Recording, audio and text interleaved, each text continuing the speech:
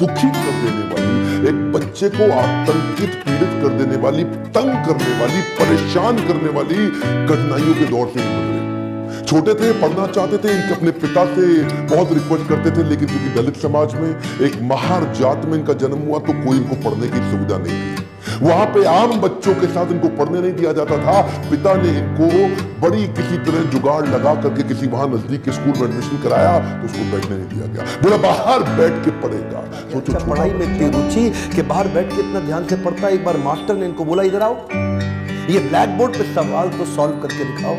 अच्छा, ये black board पे सवाल सॉल्व करने गया तो अचानक बच्चे चिल्लाए मास्टर जी नीची जाति का है। और इतना ही नहीं, बच्चे चिल्ला के भागने लगे ब्लैक बोर्ड की तरफ। ये हैरान हुआ क्यों भागे, तभी देखा सारे बच्चे अपने टिफिन उठाए, वहां से उठा के पीछे करने लगे, धक्का मारने लगे। क्यों? उनको डर था उसकी परछाई से इनका खाना अपवित्र हो। पानी एक बार कुएं से क्या पी लिया, इतनी मार पड़ी इसको, इतना एक छोटे बच्चे को सहनी पड़ी इतनी मार। एक बार रिक्शे वाले ने रिक्शा से उतार दिया, बोला तू नहीं बैठेगा रिक्शे में। क्यों? क्योंकि रिक्शे वाले को बीच में पता लगा कि ये नीची जाति का है। और उसके बाद उससे बोला तुझसे डबल पैसा दूंगा और फिर रिक्शा भी अपनी चलाएगा। वो नीचे चलने लगा, रिक्शा भी। जानते हैं उस समय केवल छूने से नहीं, और परछाई तो छोड़िए, इनकी आवाज सुनने से भी लोग सोचते हैं कि अपवित्र हो जाए। ये जो आवाज से अपवित्र, परछाई से अपवित्र, छूने से अपवित्र, ये दर्द जो उनको सहना पड़ा, ये दर्द इनकी जिंदगी में बहुत बड़ा रोल प्ले किया आगे चल के इनकी लीडरशिप को बिल्ड करने में। जानते हैं, पढ़ा संस्कृत नहीं पढ़ाई जा रही थी, बोलते संस्कृत तो ब्राह्मणों के पढ़ने के लिए, तेरे पढ़ने के लिए तो है नहीं, स्कूल से निकाल दिया जाता। तो सायाजी महाराज गायकवाड़ नाम के एक राजा वहीं हुआ करते थे जिन्होंने इसकी तकलीफ को समझा और वो इनकी तकलीफों को पहचानते थे। बहरहाल इनकी पढ़ने की इतनी इच्छा को देख के उन्होंने इसको स्पॉन्सर किया, स्कॉलरशिप दी ताकि ये जाके वेस्ट में लंबी पढ़ाई कर सके। देखिए ध्यान दीजिए, बात करके आया इंग्लिश में मुंबई से, उसके बाद वही बीए करी पॉलिटिकल साइंस और इकोनॉमिक्स में। रुका नहीं, तुम मुझको यहाँ नहीं पढ़ने दोगे, मैं जाऊंगा दुनिया की बेस्ट यूनिवर्सिटी में, रोक के तो दिखाओ। और वही स्कॉलरशिप लेकर के निकल गया न्यूयॉर्क, कोलंबिया यूनिवर्सिटी जाकर के उसने पहले तो एमए करी पॉलिटिकल साइंस, इकोनॉमिक्स, हिस्ट्री और सोशियोलॉजी में, उसके बाद पीएचडी करने निकला। यहां नहीं रुका, लंदन स्कूल ऑफ इकोनॉमिक्स चला गया। लंदन स्कूल ऑफ इकोनॉमिक्स जाके वहां एमएससी किया, उसके बाद लॉ की पढ़ाई किया, फिर उसके बाद डॉक्टरेट किया, किताब के ऊपर अपनी थीसिस लिखी। ये वही किताब थी बैंक ऑफ इंडिया को बनाया गया। महाराजा और बड़ौदा से उनका प्रेम इतना था ना, वो जो सायाजी गायकवाड़ जिन्होंने इनको स्कॉलरशिप दिया था, पढ़ने में इनकी मदद करी थी, दुनिया भर में पढ़ के उनका प्रेम भूले नहीं, वापस उनके पास आ गए। बोला आप दुनिया भर में पढ़ के आए हूं, आपकी सेवा में आना चाहता हूं। तो उनको मिलिट्री सेक्रेटरी की नौकरी दे दी गई और उस समय ये नौकरी बड़ी मानी जाती थी। अब ये बड़ी पदवी पे तो आ गए थे, लेकिन वो छूत ने इनका पीछा थोड़ी छोड़ा। वहां भी जो सरकारी पियोन होता था ना, वो उनको फाइल दूर से फेंक के दिया करता था। बोला तू नीच जात का है, आज गद्दी पे बैठ गया तो क्या, दूर से फाइल फेंकते थे, उसके पास नहीं जाते थे, उनको खाने के लिए बोलते थे बाहर जाके खा। आज भी वो कुएं से पानी नहीं पी सकते। साहब अम्बेडकर की तकलीफों का सिलसिला थमा थोड़े। अभी तो रमाबाई जिनसे उनका विवाह हुआ था, उनके साथ उनकी 5 संतानें हुई, लेकिन 4 संतानें एक के बाद एक इलाज की सुविधा ठीक से ना मिल पाने के कारण उनके जीवन से चलती चली गई।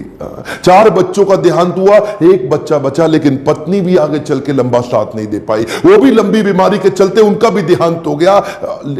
बाबा साहब अम्बेडकर जो अब इस समय कोई भी आदमी टूट सकता था, जिसका अपना स्वाभिमान ही खत्म हो जाए, लेकिन ये क्या किए, ये साथ साथ अपने देश के लिए लड़ते रहे और घर की तकलीफों से अपने आप को रुकने नहीं दिया। सत्याग्रह पे निकल गए। 1927 के इस महान सत्याग्रह में ये जिद पे अड़ गए कि सब दलितों को कुएं से पानी पीने का अधिकार दिला के रहूंगा। सार्वजनिक स्थान है, किसी का प्राइवेट नहीं है, जो सरकारी स्थान है, वहां पे एक इंसान दूसरे के साथ पानी क्यों ना पी सके। दलित औरतें थी, उनको साड़ी भी पहनने का, पांव को ढक के उठा के साड़ी पहननी पड़ती थी। इन्होंने पहली बार अधिकार दिलाया पूरी नीचे तक, आम औरतों की तरह पांव को ढक के साड़ी पहनने का अधिकार। उसके बाद बोले कम्युनल इलेक्टोरेट की मांग कर दी उन्होंने। कम्युनल इलेक्टोरेट में ये चाहते थे कि कम्युनिटी के आधार पे हमारी वोटिंग की सुविधा अलग, क्योंकि गांधी जी जानते थे कि ये अंग्रेज लोग मिल करके हमारी सारी जातियों को तोड़ के अलग कराना चाहते। गांधी जी ने इनको समझाया।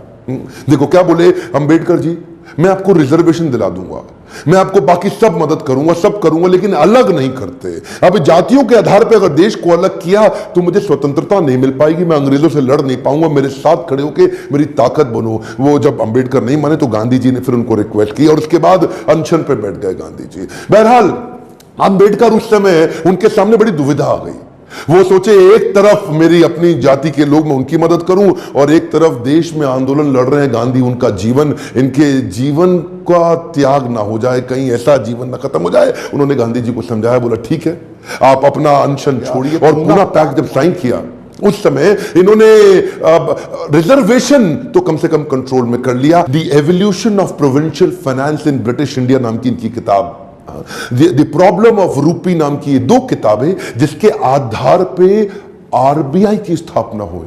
मैं दोबारा बोल दूं क्या, इन्होंने जो किताबें लिखी उसके आधार पे आरबीआई की स्थापना करी गई। पायदान से आया एक यंग लड़का जिसकी कोई मदद करने वाला नहीं, आज उसकी बुद्धि पे आधारित हमारे कॉन्स्टिट्यूशन की स्थापना भी की जाएगी। इनकी ज्ञान, बुद्धि और कौशल का लोहा इंडियन लीडर्स और ब्रिटिश लीडर्स दोनों मानते थे। 1947 में भारत आजाद हुआ और गांधी जी के पास नेहरू अपनी पूरी कैबिनेट की लिस्ट लेकर के आए।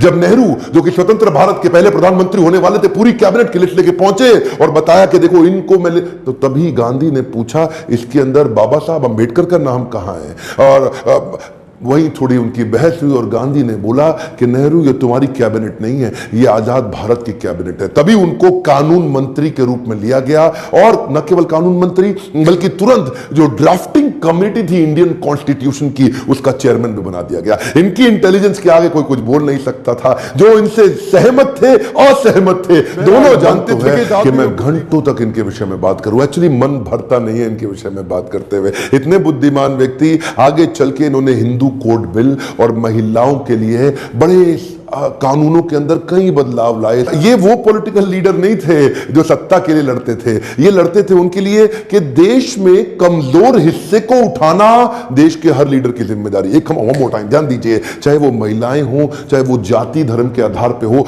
कमजोर हिस्से को आगे बढ़ाना, सपोर्ट करना, तभी देश आगे चलेगा। खुशहाली आएगी तो फायदा सबका होगा। कम ऑन, ध्यान दीजिए, पूरे देश में खुशहाली आएगी तभी फायदा सबका होगा। इनकी भाषा में, इनके भाषण में, इनकी चर्चा में, इनके आचरण में, इनकी किताबों में और ड्राफ्टिंग कमेटी में चेयरमैन होते वक्त कॉन्स्टिट्यूशन को लिखने में सहनशीलता लगातार दिखती रही। अहिंसा परमो धर्मा, बौद्ध धर्म को अपनाने लगे।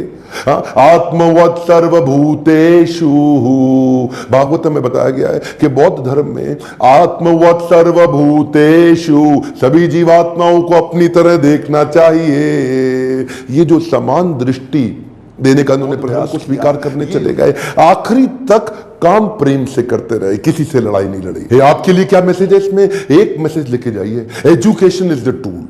पूरी जिंदगी में सबसे निचले कमजोर तबके को उन्होंने उस एजुकेशन के बल पे तो खड़ा किया। ये लगातार जो पढ़ते रहे लोग, इनके सामने चुप, इनकी एजुकेशन के चलते तो हो जाते थे। कोलंबिया यूनिवर्सिटी आगे चल के इनको number 1 scholar in the world की, इनको भारत रत्न दिया। एक बात समझ लीजिए, इनके बराबर लीडर पृथ्वी में गिनती की होते हैं, परसेंटेज में नहीं होते। लर्निंग क्या है? एजुकेशन।